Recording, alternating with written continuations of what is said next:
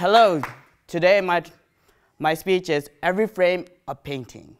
And I'm demonstrating how to shoot quality film. But before I even show you how, I want to go back, a little history. There was a 25,000 bet for the first film. Basically, this guy wanted to show his horse could fly. And he did. He won. It was Edward Maybury Bridge. Edward Maybury. So basically, he lined up 12 cameras and had his horse run, and he took a picture. He took a frame of each picture, a frame of each horse. And as you can see, it's a GIF. He's moving each horse, each section. And in reality, video is motion picture. It's frame rates.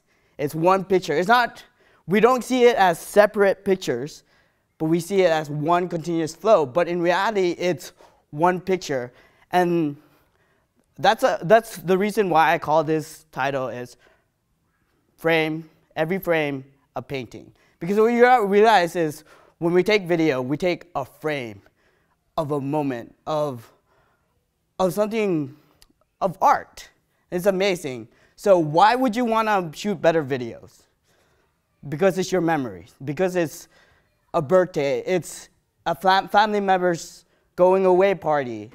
It's special. So the first thing you want to work on is lighting. Lighting is important. Maybe you can't buy expensive lighting, but you can get the sun. The sun is a very cheap and very effective light source. And in a way, most people don't tell you, but your lens is like your eye. And your eye is so dynamic. It could change. It could go from one range to another. But the lens is really sensitive. That's why it needs a lot of light. It needs light to function. And you don't know this, a lot of people don't know this, but there are temperature. Basically, the sunlight is a hotter temperature than the lights here in the fluorescent light. It's a different color temperature. And it's more bluer because the sun is hotter. While warmer colors will be more orange, more fluorescent light. So you want great lighting if you want great videos. Second thing is equipment.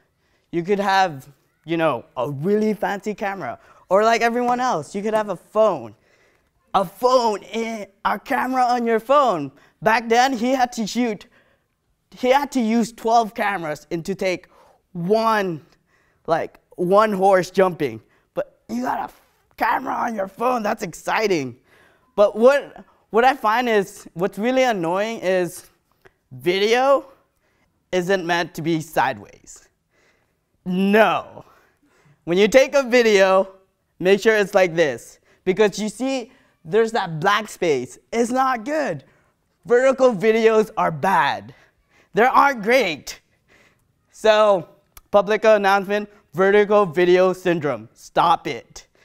You wanna utilize all that space, not this thing. It may look great on your phone, but it won't look great on the TV. You see how the TV is this way? It's not that way.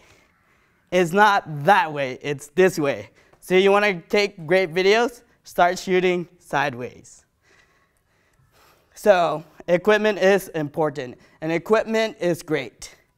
But I was always told, fools with big toys are still fools. If you have an iPhone and you know how to use that iPhone, you can get great videos. You can get great image. You can capture a sunset. Because the best camera, to be honest, is the one nearby, the one you can grab. So, and I'm going to share some techniques. There are several techniques. Right now, this is the rule of thirds. Basically, the way you frame your picture is also important. Sometimes you don't want them in the center, but you want them on the side. Instead of being here, and you can see how you have the background there. It's a composition. It's a painting. A frame is a painting.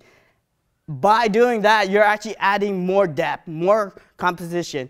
And It's amazing how you realize that this phone, though it's a phone, it can take great pictures.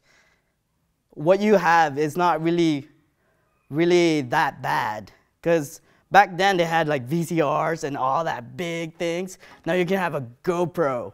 You can attach it to anywhere. So every frame is a painting. Go paint.